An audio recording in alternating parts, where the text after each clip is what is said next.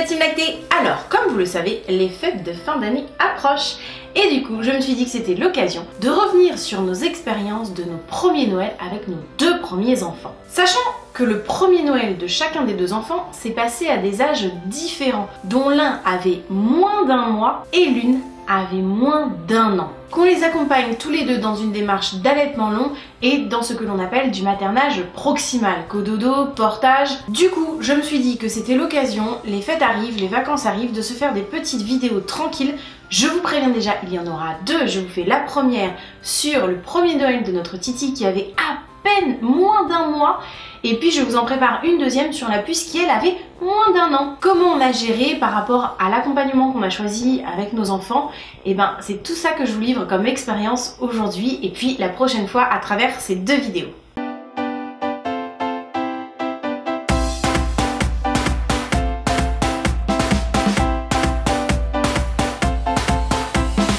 Allez, c'est parti! Comme je vous l'ai dit, nous avons deux enfants mais qui ont passé leur premier Noël à deux âges différents. Et donc aujourd'hui, on va concentrer cette vidéo sur mon retour d'expérience par rapport à notre Titi qui, né fin novembre, n'avait même pas encore un mois lorsque nous avons fait son tout premier Noël.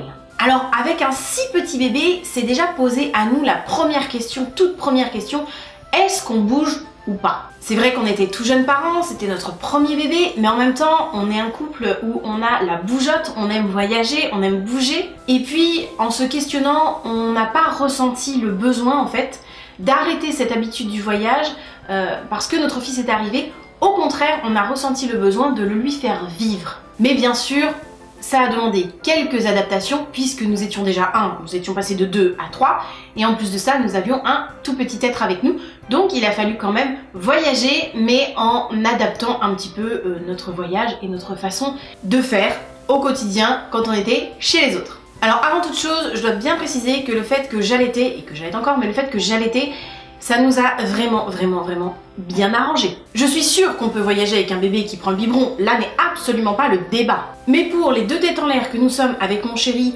et notre habitude de parfois partir comme ça sur un coup de tête avec 3 culottes dans un sac, bah du coup l'allaitement s'est avéré absolument parfait puisque pas de risque d'oublier quoi que ce soit avant de partir et pas non plus de risque de devoir faire les magasins parce qu'on aurait oublié quelque chose en pleine période de fête. Et c'est donc tout naturellement, cosy sous le bras, que nous sommes partis à 3 pour fêter ce premier Noël.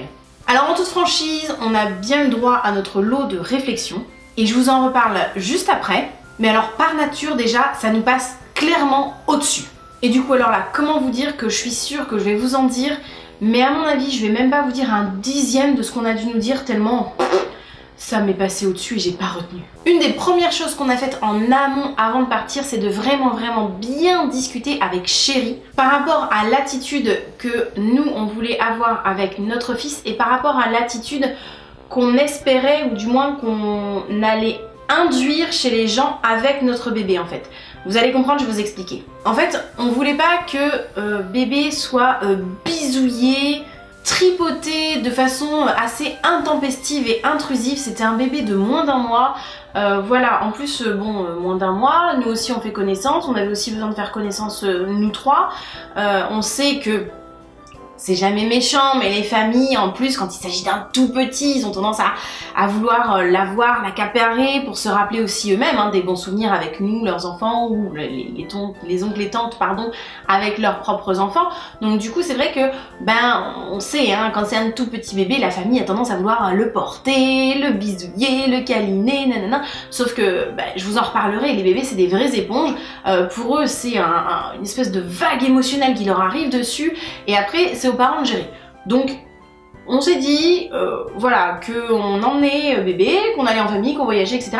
Mais qu'on n'avait pas non plus trop envie qu'il en subisse trop en termes d'émotion, d'émotivité. Surtout que la période des fêtes, c'est une période assez chargée en termes d'émotion pour tout le monde. Donc voilà, on voulait le préserver un petit peu. Alors du coup, on nous a peut-être lancé des pics par rapport à notre égoïsme, au fait qu'on le garde près de nous. Peut-être, mais alors franchement, comme je vous l'ai dit, je ne m'en souviens pas. Donc notre atout dans notre objectif, dans notre façon de penser, la façon d'accompagner bébé dans ce premier Noël, la façon de lui permettre d'aborder la famille, de la rencontrer tout en se sentant en sécurité, on a tout de suite emmener l'écharpe de portage. Alors à l'époque, pour Titi, j'avais une grande écharpe, une intissée, une storch pour les intimes. Je pourrais vous mettre le nom entier dans la barre de description parce que je suis incapable de le prononcer. Le logo c'est une petite cigogne. C'était une grande donc storch, une grande écharpe intissée. Je crois que la mienne elle fait 2 mètres je crois. Il me semble que je l'avais mesuré une fois. Bref, donc j'avais une grande écharpe et je faisais le fameux nœud kangourou où on porte devant. Tout simplement, je l'ai porté comme ça pendant toutes les vacances. C'était le portage avec lequel je me sentais le plus à l'aise, qu'on m'avait montré à la maternité, qu'une sage-femme m'avait montré à la maternité, que je maîtrisais bien. Et je trouvais qu'on était bien lovés là comme ça l'un contre l'autre, on était bien en sécurité, chacun, on partageait notre chaleur tous les deux. Donc vraiment c'était un portage que je maîtrisais à peu près. Pour les quelques premières semaines de mon bébé, en tout cas je le maîtrisais pas trop mal, la sage-femme m'avait bien expliqué, donc j'étais à l'aise pour le faire et le défaire. Donc voilà, moi je suis partie qu'avec une seule écharpe de portage à l'époque, parce que vous verrez dans la prochaine vidéo, je vous raconterai, je suis partie avec d'autres écharpes. Et donc là, je ne suis partie, comme je vous l'ai dit, qu'avec une seule écharpe, un nœud en poche que je savais faire, que je maîtrisais, et voilà.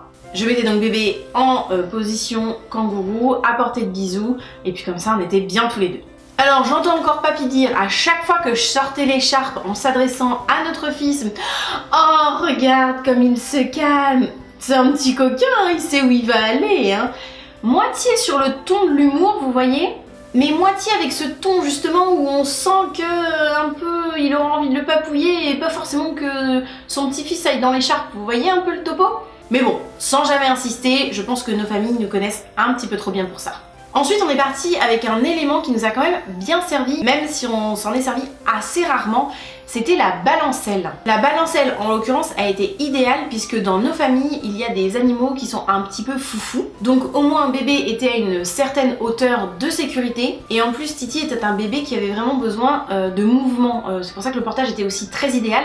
Il avait vraiment besoin, voilà, de sentir la vie, d'entendre du bruit, il fallait que ça brasse autour de lui pour qu'il vraiment se sente bien. Donc du coup, la balancelle, pour le peu de fois où moi je pouvais pas le porter, avait au moins un petit mouvement qui lui permettait de sentir que ça continuait à bouger. En plus, il était toujours avec nous dans la même pièce que nous, ce qui fait qu'il entendait aussi tous les bruits autour, etc. Donc voilà, du coup il était bien dans cette balancelle. Et en tout et pour tout, il a vraiment pas dû y aller très souvent. Il y allait surtout au moment des repas, je me souviens, parce que je me sentais pas encore suffisamment à l'aise pour vraiment tout faire avec lui, y compris gérer l'espace comme je le portais devant entre mon assiette et la tête. Enfin j'avais peur de faire tomber des choses. Enfin voilà, une première maman avec un premier bébé, bon bah du coup il allait dans la balancelle que je mettais juste à côté de moi. Autant vous dire qu'il fallait pas que ce soit moi qui allais chercher des plats, hein, parce que je pouvais plus bouger. Je le mettais à côté de moi et puis du coup comme ça il était dans la balancelle, près de nous. Au moindre signe, je pouvais le reprendre si j'avais besoin. Et puis moi, je pouvais quand même manger en toute sécurité pour moi parce que je me sentais pas, comme je vous disais, à l'aise encore de voilà, tout faire avec lui en portage. J'avais un peu les peurs hein, qu'on peut avoir quand on est première maman, peur de faire tomber un aliment, de le brûler, de mettre des miettes, vous savez, on sait jamais, mettre des miettes, enfin voilà. Donc du coup, il allait surtout dans la balancelle au moment des repas ou alors à des moments clés où ni papa ni moi on était disponibles, sous la vue de papy et mamie, il était là, sauf s'il était dans les bras de papy et mamie, bien sûr. Ce qui permettait tout bêtement hein, d'aller prendre la douche du matin, des choses un peu basiques quand on est en vacances quoi, mais qu'on a quand même besoin de faire. Un truc aussi avec l'écharpe de portage que j'avais emmenée, en l'occurrence Titi avait moins d'un mois, c'était mon premier bébé, je me sentais pas du tout à l'aise en fait de l'allaiter en portant. Je savais pas comment faire, en plus la sage-femme n'avait pas forcément eu le temps de me montrer.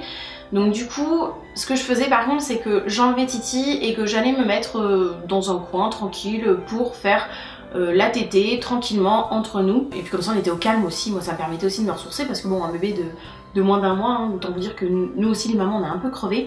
Donc ça nous faisait aussi notre petit temps de pause et puis après une fois que c'était fini, je le remettais en écharpe et puis on repartait faire nos activités en famille. Alors le truc par contre que je me souviens bien, quand on allaite, surtout quand c'est un si petit bébé, mais même des fois ça arrive encore hein, quand ils sont plus grands, c'est que ça faisait pas longtemps que j'avais accouché, j'étais quand même relativement avec une certaine fatigue, faut récupérer quand même au niveau du corps etc. Donc ça m'arrivait que j'aille l'allaiter comme je vous disais au calme dans une pièce ou dans la chambre dans laquelle on était, je faisais la tétée allongée moi sur le côté. C'était quelque chose qui m'a été montré à la maternité parce que j'avais une césarienne d'urgence, donc ça m'a été montré à la maternité, j'étais à l'aise avec ça et du coup ça m'arrivait de m'endormir. Alors ça, je me souviens surtout des conversations de bruit de fond en fait où les gens de la famille se demandaient s'ils devaient m'attendre ou pas pour continuer à manger. en fait, alors que moi je m'étais potentiellement endormie à moitié assoupie en allaitant Titi. Parce que alors déjà que de base je suis de la team marmotte, mais alors la sérotonine avec l'allaitement, alors moi ça m'a à chaque fois, hein. Même maintenant au bout de 4 ans d'allaitement avec quasiment maintenant 2 ans de co-allaitement, vous pouvez y aller, hein, la sérotonine elle a trouvé une bonne cliente, hein. Moi clac, pouf, je dors. Mais effectivement, quand on est en période de fête, que tout le monde s'attend un petit peu pour manger, etc., j'entendais de loin qu'on on m'attendait moi pour manger. Donc ce que j'avais pris très rapidement le coup, c'était de dire quand j'allais allaiter Titi dans la chambre, surtout au niveau des repas du soir, quand j'allais allaiter Titi dans la chambre, je leur disais oui enfin m'attendez pas, hein. Comme ça moi j'étais sûre qu'il continue à manger, ça mettait du stress à personne. Et puis l'avantage quand on est en famille, c'est que moi, souvent, soit on me gardait mon assiette, soit vu que c'était chez nos parents, nos frères, nos sœurs, j'allais dans le frigo, je me resservais si j'avais faim, il n'y avait pas de souci là-dessus. Donc voilà, au moins tout le monde pouvait vivre à son rythme. Alors pour Titi, je me souviens qu'on a passé le nouvel an en fait chez des amis de mes parents. Et alors là, c'était plutôt l'ambiance, vous voyez, grosse fête, grande tablée, musique forte, danse, confetti et tout le tralala. Vous conceptualisez? Bon et ben là, rebelote. En écharpe pour bébé absolument toute la soirée. Je ne l'ai sorti de l'écharpe uniquement que pour l'allaiter et dans ces cas-là, je me mettais dans une pièce au calme que nous avaient prêté les amis et je pouvais le faire téter au calme. Moi ça me permettait aussi de me ressourcer et puis lui d'être au calme, un peu loin de la musique un peu forte, etc.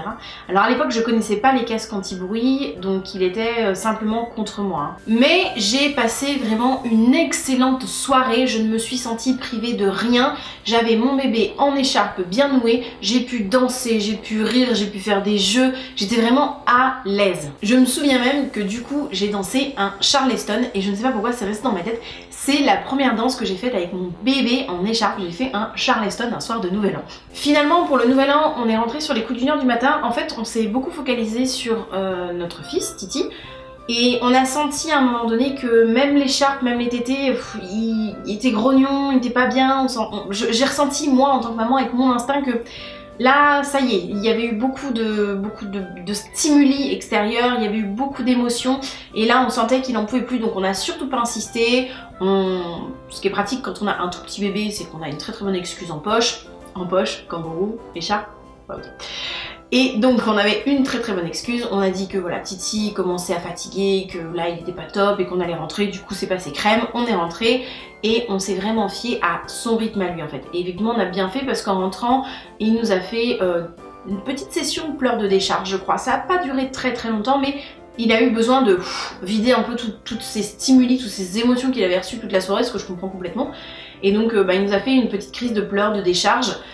Voilà, on n'a pas paniqué plus que ça, on l'a versé, on l'a accompagné et puis finalement tout le monde s'est endormi jusqu'au lendemain matin. Un truc que je retiens beaucoup de ce tout premier Noël avec un si petit bébé, c'est qu'on sent vite quand on est proche comme ça de notre bébé dans un accompagnement un peu de maternage proximal, allaitement, cododo, écharpe de portage, on sent une certaine frustration chez les gens en fait. Pas méchante hein, mais on sent qu'ils voudraient le prendre parce que comme je vous le disais, ça les renvoie à des souvenirs assez doux en fait. Sauf que personnellement, je suis plutôt une mère louve assez têtue et papa est assez têtu aussi et assez protecteur et que pour nous la famille aurait bien le temps de le découvrir plus tard. Surtout que là, comme je vous l'ai dit, c'est un tout petit bébé, c'est une éponge émotionnelle donc on y allait par parcimonie. Quand on sentait que bébé était prêt, on le laissait, il n'y avait pas de souci. Et puis il y a des moments où on sentait que voilà, il était fatigué. On était très à l'écoute de notre Titi et du coup, si on sentait que ça n'allait pas, eh bien on trouvait une excuse, fallait le changer, fallait faire une tétée. Comme ça, on récupérait notre fils et on pouvait s'occuper de lui, le mettre en portage, le bercer, le rassurer, etc. Lui permettre de s'exprimer aussi.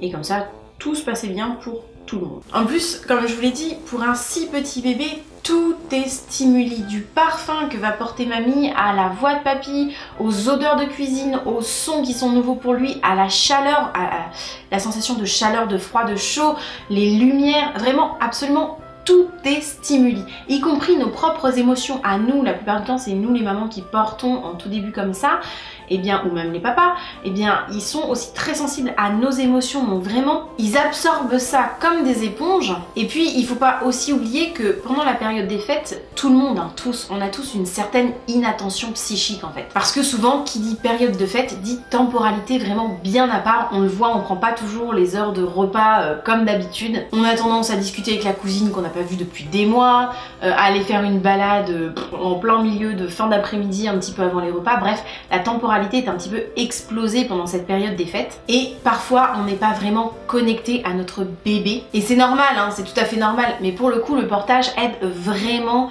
pendant cette période, je trouve, un peu charnière pour tout le monde. Et puis surtout, ce que je retiens avec le portage, c'est qu'avec l'allaitement à la demande, justement pendant les fêtes de fin d'année, comme il peut nous arriver d'être moins attentive du fait de ce changement d'ambiance comme je l'évoquais juste avant, on peut vite sauter une tétée en fait. C'est très vite arrivé de sauter une tétée. D'autant plus quand on est jeune parent, que c'est un premier et qu'on ne connaît pas encore extrêmement bien tous les signes d'éveil de notre propre bébé. Eh bien, le fait de porter, le fait de l'avoir si près de nous, on a une conscience qui est un peu plus exacerbée. On est plus attentif, plus réceptif aux petits bruits que pourrait faire bébé, à ses mouvements. Et on a donc moins de risque de louper une tétée, ce qui est d'autant plus important puisque le risque d'engorgement connaît une véritable recrudescence pendant la période des fêtes due à cette temporalité qui est un petit peu hors du temps et du coup on ne se rend pas forcément compte qu'on a besoin de donner une tétée là tout de suite à bébé, surtout si en plus comme moi à l'époque je ne sentais absolument pas mes montées de lait, donc je pouvais facilement me faire avoir, et bien ça évite aussi pas mal les engorgements, c'est préventif presque. Du coup si je devais vraiment maintenant décrire ce premier Noël pour un premier enfant, qui donc avait moins d'un mois, hein, je vous le répète, ce serait avant tout portage, allaitement et balancelle. Voilà, ce seraient mes 3 mots qui résument ce tout premier Noël. Alors oui, je vous entends déjà, vous vous demandez ce que j'ai bu, ce que j'ai mangé. Eh ben, j'ai mangé presque tout. Alors faut juste savoir qu'à l'époque, Titi nous faisait des coliques. Vous savez ce qu'on appelle dans nos pays industrialisés les fameuses coliques du nourrisson. Alors je dis dans nos pays industrialisés parce que dans d'autres pays en fait, ça ne porte pas de nom. Ces épisodes-là ne portent pas de nom puisqu'on considère tout simplement que ça fait partie de l'évolution et de la maturation du système digestif de l'enfant. Donc on n'a pas trouvé de nom, on n'a pas trouvé le besoin de nommer cette période que peuvent connaître certains enfants. Et donc bref, du coup, il nous faisait donc les fameuses coliques du nourrisson. Et ce que je devais personnellement, à titre totalement personnel, ça ne regarde que moi, la chimie de mon corps et moi-même, c'était la salade verte. Je dis bien ça comme ça parce qu'on n'est pas toutes sensibles à la même chose. Chacun a sa sensibilité digestive et chaque bébé a sa sensibilité digestive. Donc moi vraiment c'était la salade verte. Alors là je regardais une salade verte, vous pouvez être sûr que juste la regarder il avait une crise de colique. Hein. Ça et puis le fait de manger trop gras. Je faisais aussi attention à pas manger trop gras parce que j'avais remarqué que si je mangeais trop gras c'est pareil, ça le brassait, ça le dérangeait.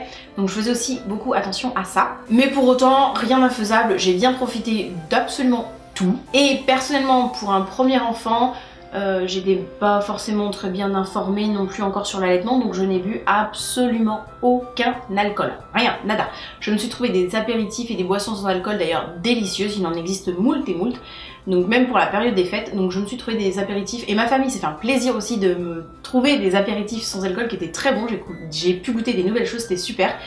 Et du coup, ben voilà, j'ai vraiment bu zéro alcool parce que je n'étais pas informée forcément là-dessus. Et donc, j'ai préféré le risque zéro, tout simplement. Et comme je vous le disais, mis à part ça, je ne me suis privée d'absolument rien, surtout qu'en l'occurrence, je viens d'une famille où on mange créole et où on mange pimenté. Chez nous, le piment, c'est un peu comme le ketchup chez d'autres. Alors là, par contre, j'ai entendu pas mal de réflexions, donc je me souviens, j'ai entendu aussi...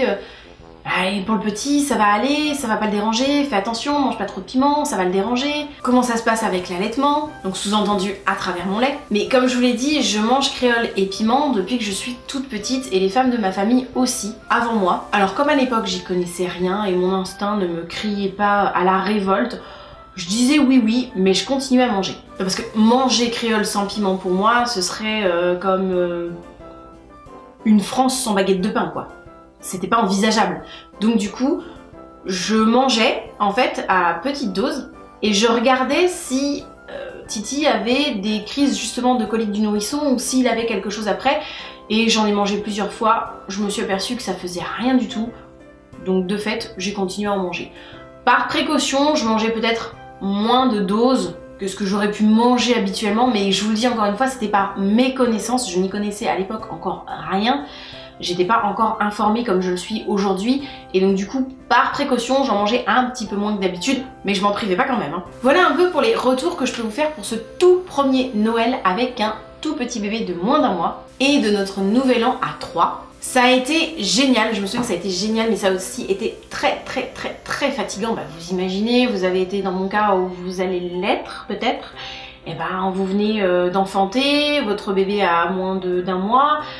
voilà, les rythmes, le changement de rythme, le changement quotidien, etc. Donc c'est assez fatigant, n'empêche qu'en attendant c'était génial. On était quand même content de rentrer, mais heureusement, comme on avait senti le coup venir, on avait aussi calculé notre coup pour partir de façon très ric-rac et passer du temps en famille, mais en même temps pas trop non plus, de façon à pouvoir rentrer à la maison et se reposer. Et puis un autre truc qu'on a fait aussi, c'est qu'on a visé d'aller passer Noël dans notre famille, mais dans les parties les plus calmes de nos familles. On a un petit peu sélectionné sur ce coup-là. Alors comme je vous le disais, on a bien eu des réflexions que je vous ai livrées un peu tout au long de la vidéo, mais franchement, je m'en fiche, mais tellement de ce genre de réflexion que comme je vous le disais, je suis sûre que je vous ai pas tout dit quoi. Et en fait, la clé, elle réside là. Notre enfant, c'est nous qui sommes tous les jours avec. C'est fini pour nos parents, pour Tati Ginette, c'est bon, on a tous quitté la maison. Donc c'est à nous de faire les choses comme bon nous semble. Parce que c'est nous qui allons gérer bébé au quotidien. Moi, ma meilleure tactique, en toute franchise, souvent vous me demandez, c'est la technique du oui-oui. Vous allez comprendre. Il est beaucoup au sein, non? Ah, il aime bien être porté ce petit, hein. Ah ça, il adore. Et sinon, vous lui donnerez le biberon? Peut-être. Traduction dans ma tête, n'en pense pas un traître mot, mais pas du tout. En fait, l'idée était là, nos réponses étaient courtes et assez fermées au final. Du style, pas de place à la justification de nos choix et pas de débat. D'abord, parce qu'on savait rien à rien de où et comment on voulait faire les choses, étant donné qu'ici on vit énormément les choses à l'instinct, on pouvait jurer de rien, donc voilà. Et puis par nature, je vous l'ai dit, ici de base, on est deux esprits très indépendants, on n'aime pas du tout qu'on nous dicte les choses qu'on a à faire. Donc l'avantage de la technique du oui-oui, c'est que c'est très bien, tu froisses personne, tu dis oui, t'es pas obligé d'en penser plus. Bon, après, quand les gens te connaissent comme dans ma famille, tu as le droit à la suite des réflexions, du style, oui, enfin tu me dis oui, mais tu t'en fous quoi. Et alors là, en général, ma réponse varie entre le oui avec un très grand sourire, ou le mais avec respect, hein, pas ouvertement.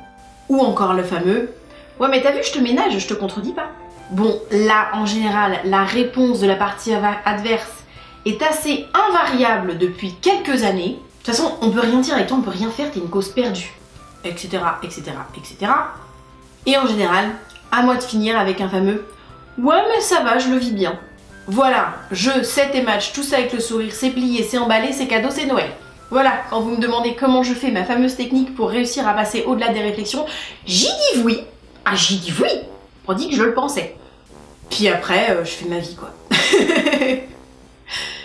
Et voilà, c'est tout pour moi pour cette vidéo aujourd'hui, pour vous expliquer un petit peu, pour revenir sur comment s'est passé ce premier Noël avec notre Titi. J'avoue qu'il a fallu que je me replonge dans mes souvenirs, ça a été très drôle, très amusant, très émouvant aussi de me replonger un petit peu là-dedans. En plus je me suis replongée dans les photos, alors je vous raconte pas, c'était super émouvant. J'ai revu mon Titi avec son petit pyjama costard que j'avais trouvé à l'époque, je ne sais plus où d'ailleurs, Orchestra, je crois, un truc comme ça. Bref, il était dans son petit pyjama costard et j'ai retrouvé une photo, je m'étais amusée, je l'avais mis dans une grande corbeille, un grand panier en osier avec, vous savez, du raffia dedans. Et il était dans le panier comme ça, on aurait dit une petite bouteille de champagne en fait, hein. Et j'avais pris une photo, il était trop mignon.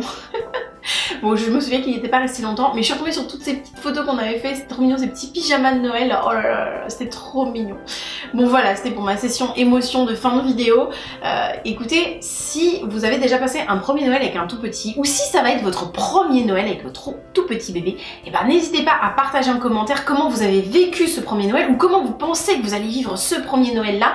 N'hésitez pas à, voilà, à venir en discuter en commentaire, à nous dire quelles astuces vous avez pensé aussi pour vous préserver, pour préserver bébé un petit peu de tous ces stimuli de Noël. Et puis comme ça, on échange, on discute, c'est toujours super enrichissant. Sur ce, moi je vous fais des gros bisous, je vous dis à bientôt pour une prochaine vidéo et je vous souhaite une belle voie lactée. Ciao! Et comme c'est les fêtes de fin d'année et qu'on est tous et toutes généreux, et ben je veux bien que tu t'abonnes, que tu lâches un pouce bleu et pourquoi pas que tu laisses un commentaire. Ce serait tellement sympa. Et en plus, ben moi, ça m'encouragerait et ça me ferait chaud au cœur